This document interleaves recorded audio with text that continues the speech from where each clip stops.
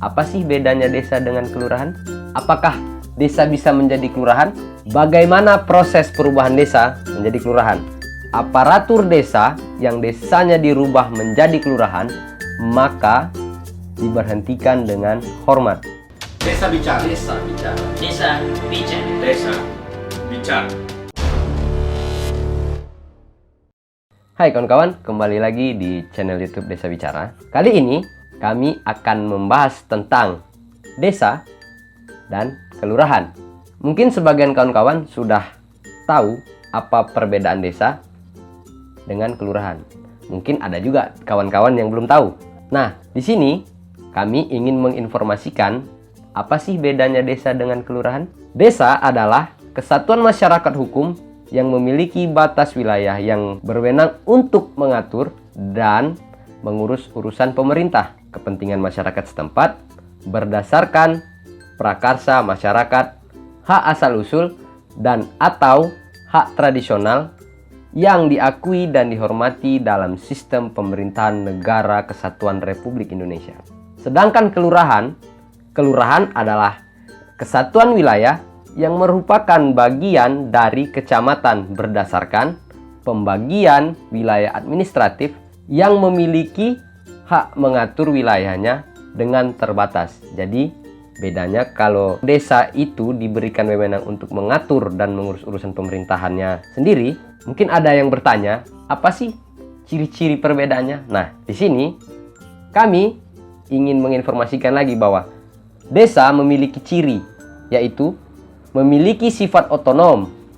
Yang kedua, kehidupan masyarakatnya masih tradisional, saling mengenal, memiliki kedekatan persaudaraan. Nah, yang ketiga, memiliki wilayah luas dengan penduduk sedikit. Lantas, bagaimana dengan kelurahan? Ciri-ciri kelurahan yaitu 1. Berada di ibu kota kecamatan. Kedua, tidak memiliki sifat otonom. Kelurahan itu lebih bersifat administratif terhadap struktur pemerintah di atasnya, yaitu kecamatan. Ketiga, masyarakat perkotaan di mana masyarakatnya individualistik atau cenderung lebih cuek. Perbedaan selanjutnya, kalau desa itu dipimpin oleh kepala desa, kalau kelurahan itu dipimpin oleh lurah. Nah, khusus di wilayah Yogyakarta, desa itu disebut kalurahan. Kalurahan ya, bukan kelurahan. Dan kepala desanya biasa dipanggil Pak Lurah. Tapi berbeda dengan kelurahan. Kalurahan itu desa, kelurahan itu ya kelurahan. Bagaimana pengelolaan penganggaran keuangan di desa? Kalau di desa itu ada ADD yang bersumber dari APBD dan DD yang bersumber dari APBN. Sedangkan kalau penganggaran yang ada di kelurahan itu bersumber dari dana kelurahan dari APBD. Perbedaan selanjutnya, usaha masyarakat di desa lebih kepada pengelolaan lahan dan pertanian. Sedangkan kelurahan, usaha masyarakat lebih banyak kepada industri dan jasa. Apakah desa bisa menjadi kelurahan? Jawabannya adalah bisa. Desa dapat menjadi kelurahan. Hal ini dimungkinkan apabila 1. Luas wilayah tidak ada perubahan. Kedua, memiliki paling sedikit 8.000 jiwa dan 1.600 kepala keluarga untuk wilayah Jawa dan Bali. Sedangkan di luar Jawa dan Bali memiliki paling sedikit 5.000 jiwa dan 1.500 kepala keluarga. Yang ketiga, terdapat sarana dan prasarana untuk pemerintahan.